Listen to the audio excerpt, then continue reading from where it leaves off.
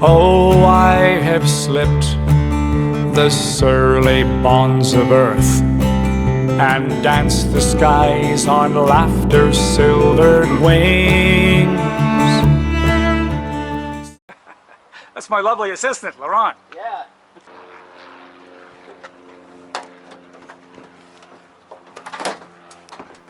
Hi, my name's Dave Hadfield, and the mission today is to fly this Westland Lysander. We need to test the newly overhauled prop. The Lysander is full of gotchas, and one of them is just trying to climb into the thing. It's a long way up, and you don't want to fall off. This is the only Westland Lysander flying in North America, but it's a beautiful day in Gatineau, Quebec, and it's a privilege to take it up. That noise you hear is an electric air pump. The brakes are activated by air pressure, and there are no toe brakes, only the hand grip. You can pull the chocks, please.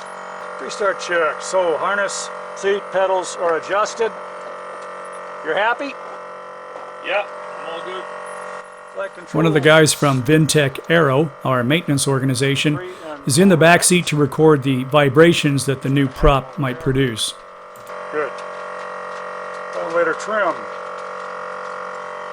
Is the horizontal stabilizer moving?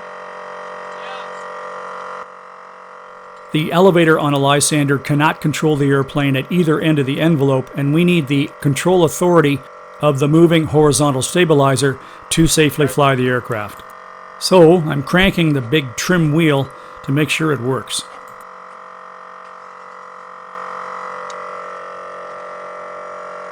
Elevator trim is checked. Switches are off, battery switch is on. We have 24 volts. Generator switch we're leaving off. Pneumatic pump switch is on and charging. Carburetor cutout switch.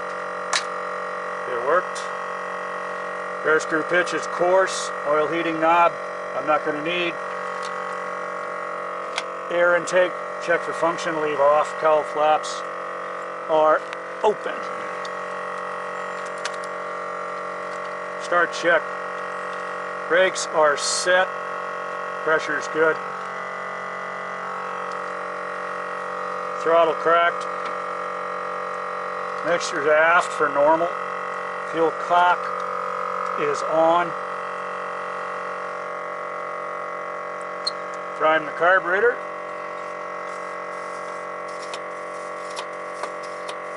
Wow, still holding pressure from yesterday.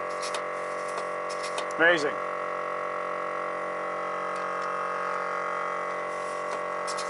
Prime the engine.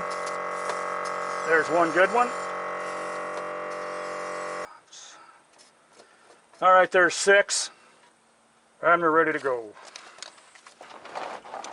All right, so I am going to start, boost, 3 blades, and then magneto. Here we go again.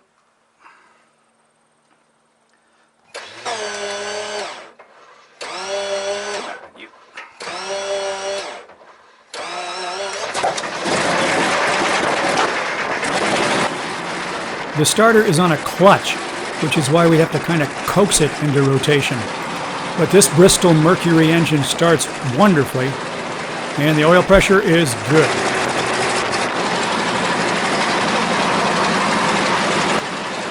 After start check, primer is off and in and locked. Throttle to 800 RPM. Prop pitch fine. Mags are on both. Generator on. And radios set.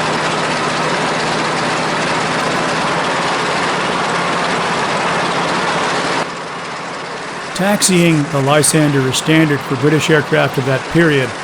There's no tailwheel steering, and when you squeeze the handbrake like that, you get even braking if the rudders are in the middle. If the rudders are displaced and you squeeze that handle, you get asymmetric braking to help you turn. It seems a bit odd at first if you're used to North American aircraft, but you do get used to it. The big gotcha is, do you have enough air pressure? and that's why we have the extra electric pneumatic backup pump.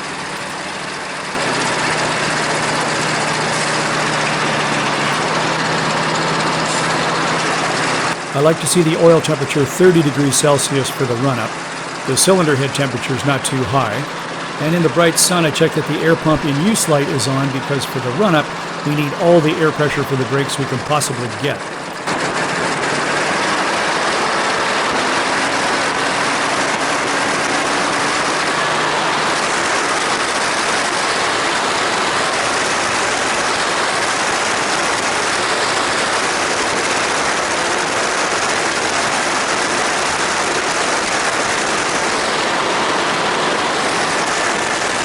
The Lysander does not have a constant speed prop.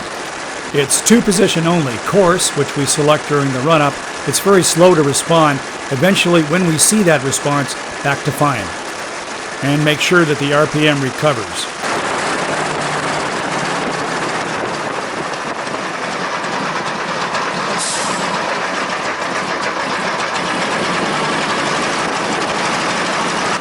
And it's an unusual characteristic of the Lysander that it overheats on the ground even though it's a radial engine with air cooling. So we try to get these checks, including this pre-takeoff check, done as quickly as possible. Trim for takeoff, mixture normal, fuel on, prop pitch fine, mags on both, brake pressures check, pump confirmed on,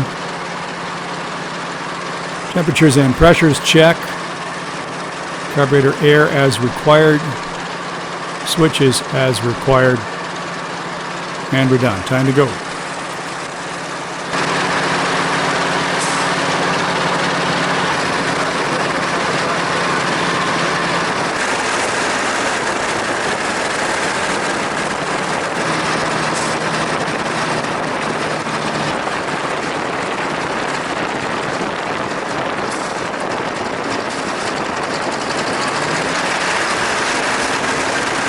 And yes, even though the Lysander is a short takeoff and landing aircraft, I'm backtracking the full length of the 6,000-foot runway.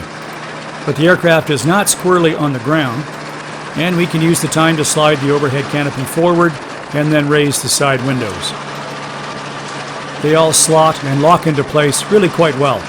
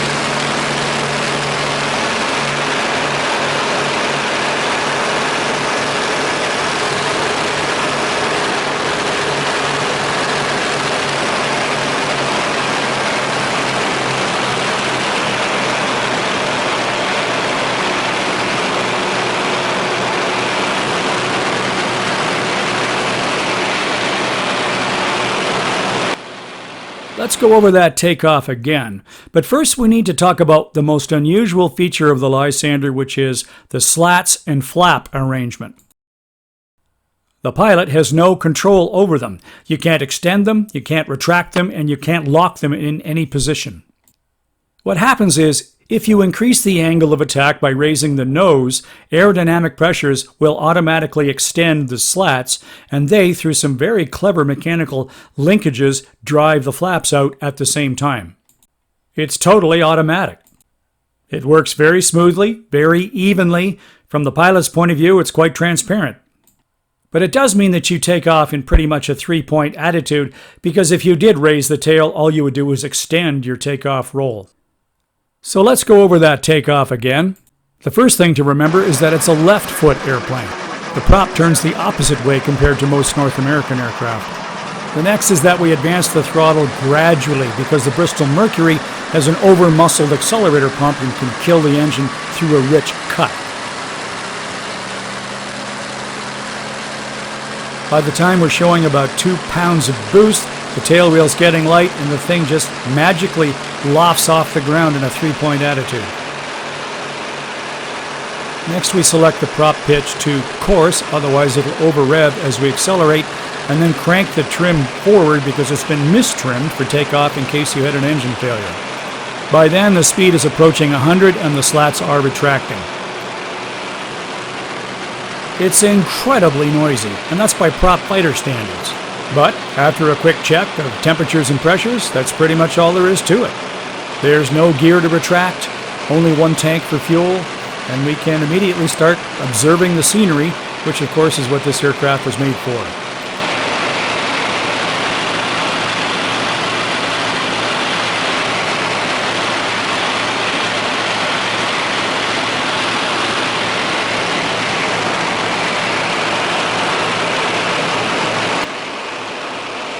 We are up here to test the propeller for vibration, but you may have noticed that the intercom doesn't work, and so we've evolved a set of procedures where I cross-reference power settings with the time so that the mechanic in the back, who's got the sensing machine, can coordinate the readings later.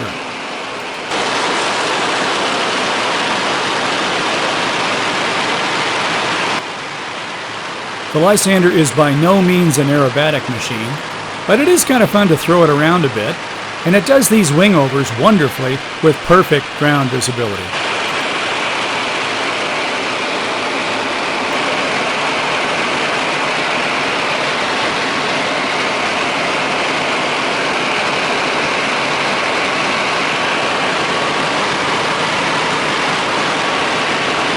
Vibration can be caused by airframe as well as engine. So here I've got the power well back and we'll slow down. And as the speed comes back to 80, which is typically what we fly on approach, we should see the slats extend. And if there's any vibration from them, we should be able to detect it.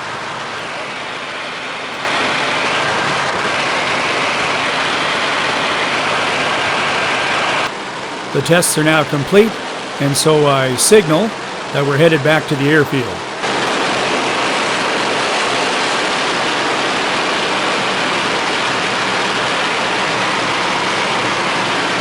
I'm a little high to join the circuit, and with these rare old engines, we never just yank the power off, so I'm using up some altitude and having a bit of fun.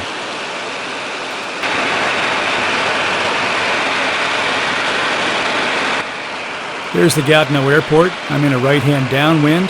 I've got the speed back, the power back, the slats are coming out, but it doesn't really want to go down. Look at my rate of climb indicator, still showing an up.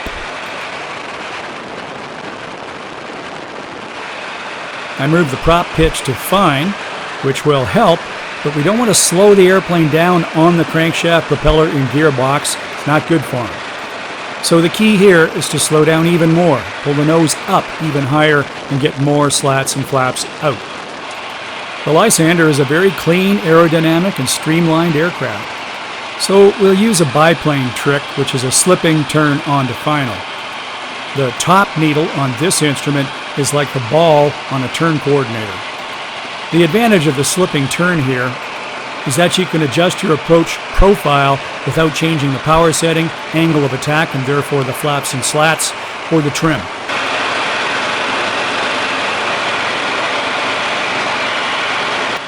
Another gotcha with the Lysander is that the elevator does not have enough authority to flare the airplane at landing if the power is at idle. And that makes things awkward. So right about here, I hold the stick forward and start winding the trim wheel back. I'm planning a wheel landing, but even so, I want enough authority to flare in case I pull the power to idle.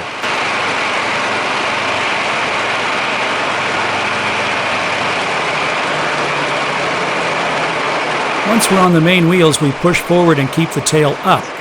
Because if we lowered it too soon, the slats and flaps would extend more, generate more lift, and we go shooting back up into the air again at much too low a speed.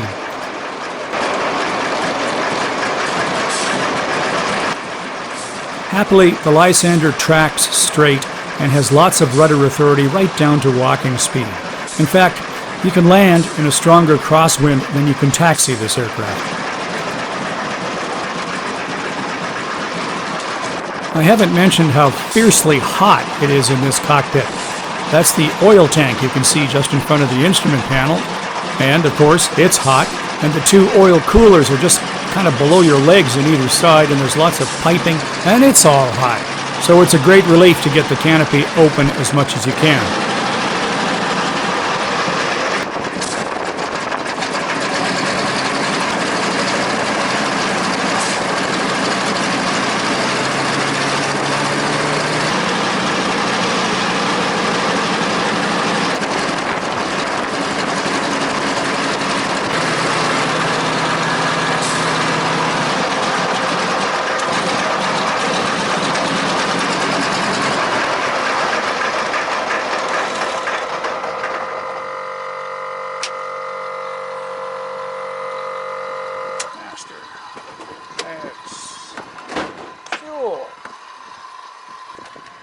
Well, sorry to make you scream like that.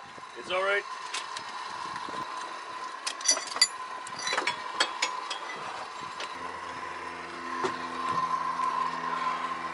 Well, that was short and sweet, eh? Yeah. Get what you need? Yeah.